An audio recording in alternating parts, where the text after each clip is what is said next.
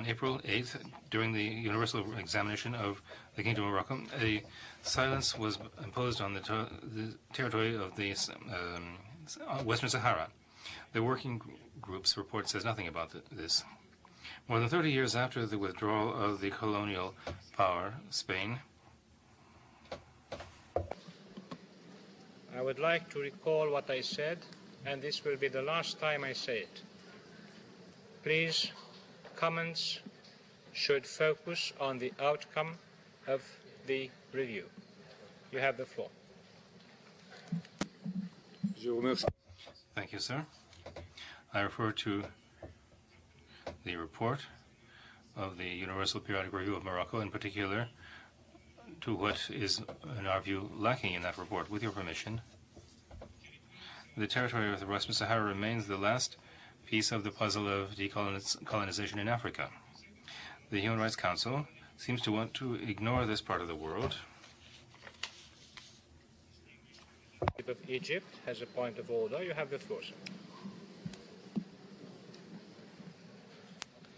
Mr. President, out of consistency with the position this delegation has been taking all day long, I appeal to you, sir, to enforce the statement you have kindly repeated, that the focus should be on the outcome itself, not on what is missing there or on what is happening actually on the ground. I am saying this without prejudice to the contents of the intervention of the distinguished speaker, but principles are made to be followed, to be applied. So I appeal to you, sir, to enforce it on any representative who would not focus on the discussion, even if they were representing a member state. Thank you. Mr. President, we have repeatedly heard references to paragraph 31 of the IB text. I don't know why we don't have a quick stop at paragraph 30 of the report, of the resolution itself. Paragraph 30 reads as follows, and I will allow myself to read it since others read paragraph 31. It reads, the state concerned and member states of the Council, as well as observer states, will be given opportunity to express their views on the outcome of the review before the plenary takes action on it. And then we proceed to paragraph 31 that says that stakeholders will be given the opportunity to make general comments. Are we saying, Mr. Chairman here, Mr. President, that NGOs have higher prerogative than member states? They have the liberty to address any issue while member states are only restricted to the outcome? I'm sorry, this is not my reading of the paragraph.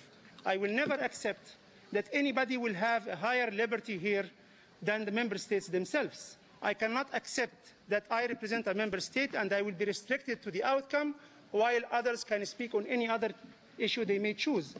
And while having the floor, Mr. President, I would like to ask about the whereabouts of the implementation of your repeated ruling. I would call it a ruling. That everybody will restrict themselves to the outcome. Unless somebody would like to challenge this ruling, and then the rules of procedure tell us how to proceed in this regard. Thank you. Distinguished representative of Pakistan has raised a point of order. Thank you, Mr. President. I would like to recall the comments and statement made by the distinguished ambassador of Algeria in this regard, that this IB text is a groundbreaking document. Yes, it was.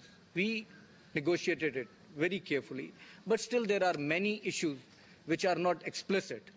One of this was raised by that outcome document. We did not know till the time we finalized your presidential statement what this outcome document would actually mean. If you only refer to IB text, it will never be clear what is an outcome document.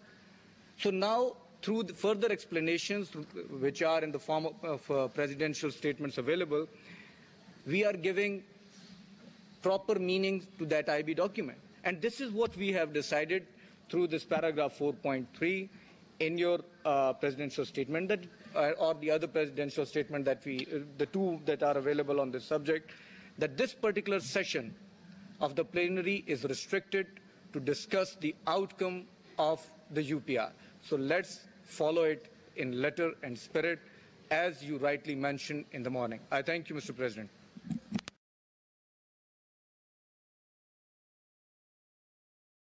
Violations of human rights have been noted on a regular basis by our organization and other associations.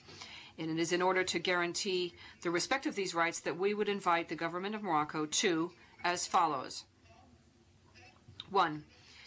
Implement the recommendations of the instance of equity and reconciliation, which for the most part have remained dead on paper.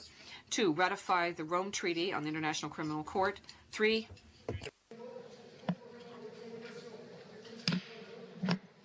Sorry. I see a point of order raised by the distinguished representative of Egypt. Mr. President, have we decided that additional recommendations can come today? I don't think we did.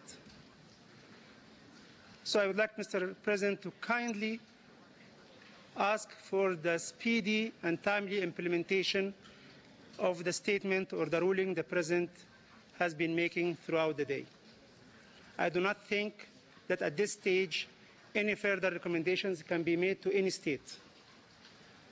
If so, I would be more than appreciative if I would be shown the relevant paragraph that says that additional recommendations could be made today.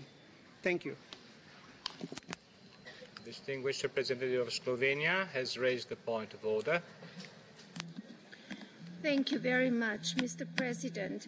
And this procedure is turning into a farce, if I'm sorry to use this word, but we do need to proceed in a manner according to the IB package. I would kindly like to direct my colleague from the Egyptian delegation to para 31, whereby the NGOs are now making general comments. Thank you, Mr. President. Thank you.